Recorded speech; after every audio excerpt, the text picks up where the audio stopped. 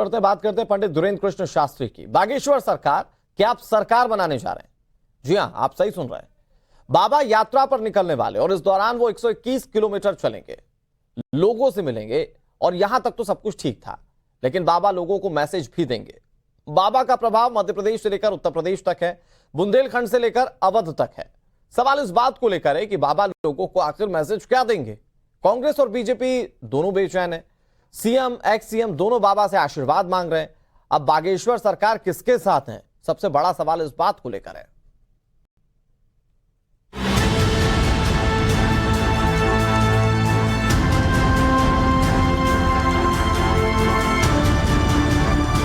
मैं नरेंद्र दामोदर दास मोदी, मैं अमित अनिल चंद्र शाह, मैं शिवराज सिंह चौहान, मैं अरविंद केजरीवाल, मैं सुखविंदर सिंह सुक्खू भारत के संविधान के प्रति भारत के संविधान के प्रति भारत के संविधान के प्रति भारत के संविधान के प्रति भारत के संविधान के प्रति सच्ची श्रद्धा और निष्ठा रखूंगा।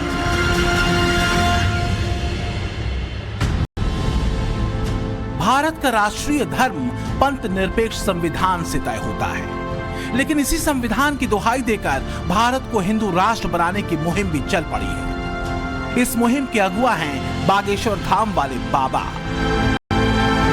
खंड था, कितने टुकड़े नहीं भय, पहले तो इस पर बात करें। कितने टुकड़े नहीं भय और किन किन को हमने देश नहीं दिया। अब एक हिंदुस्तान को हिंदुओं को दे दो साहब। और हम ये नहीं कह रहे कि आप भगो, हमें सिखों भी चाहिए, मुस्लिम भी चाहिए, ईसाई भी चाहिए। हमारे हिंदू राष्ट्र में सब रहेंगे, क्योंकि हमारा हिंदू राष्ट्र कल्प वृक्ष होगा जिसकी छाया में सब बैठेंगे।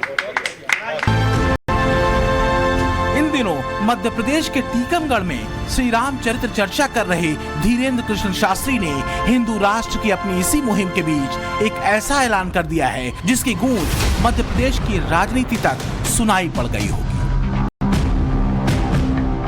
बागेश्वर धाम सरकार एक पैदल यात्रा निकालने जा रहे हैं। ये यात्रा बागेश्वर धाम से ओरछा यानी राम राजा दरबार तक की होगी। ये यात्रा करीब 121 किलोमीटर की होगी।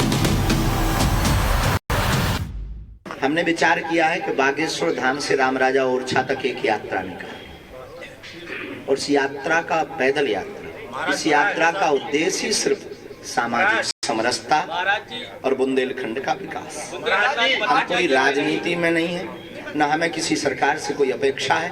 हम लोगों को जगा सकते हैं।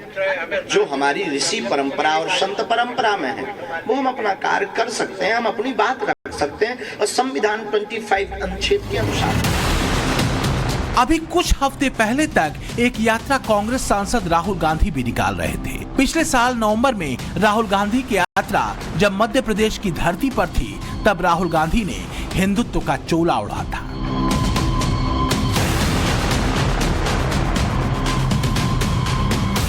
राहुल गांधी ने भारत जोड़ो यात्रा के दौरान ही नर्मदा आरती भी की थी। महाकाल को साष्टांग प्रणाम किया था। मध्य प्रदेश की धरती पर ही राहुल ने पहली बार कहा था कि मैं यात्रा नहीं तपस्या कर रहा हूं। मेरे साइड से ये मेरी जिम्मेदारी है और एक तरह से मेरी तपस्या है। अब जब एक पैदल यात्रा धीरेन्द्र कृष्ण शास्त्री निकालने जा रहे हैं, तो इसकी वजह और इसकी टाइमिंग दोनों पर राजनीति की नजरें टिकी हुई हैं। दावे के मुताबिक अपनी यात्रा से समाज को जोड़ने चले हैं धीरेन्द्र कृष्ण शास्त्री, लेकिन ये सब होगा एमपी के विधानसभा चुनावों के पहले।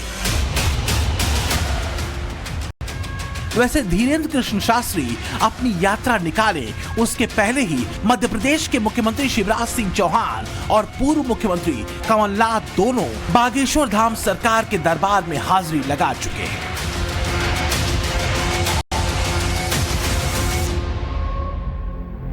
शिवराज सिंह चौहान 18 फरवरी को बागेश्वर धाम में आयोजित 121 कन्या विवाह महोत्सव में शामिल हुए थे। ये कार्यक्रम धार्मिक था, सामाजिक था, नैतिक था, लेकिन इससे जो राजनीतिक संदेश निकला वो राजनीति को पढ़ने वाला हर एक व्यक्ति समझ जाएगा।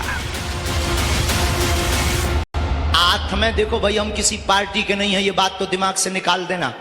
हम बजरंगबली की पार्टी के हैं, लेकिन हमारे बगल में यहाँ के जो मुख्यमंत्री मध्य प्रदेश के विराजमान, अभी हम बैठे बैठे चाय पी रहे थे, चर्चा कर रहे थे, बोले गुरुजी अभी अभी हमने एक ऐसी योजना निकाली है कि हर गरीब बेटी को 1000 रुपया पर महीना दिया जाएगा। हमने तुरंत सबकी तरफ से कह दिया thank you very much my dear. मैंने कहा बहुत अच्छा।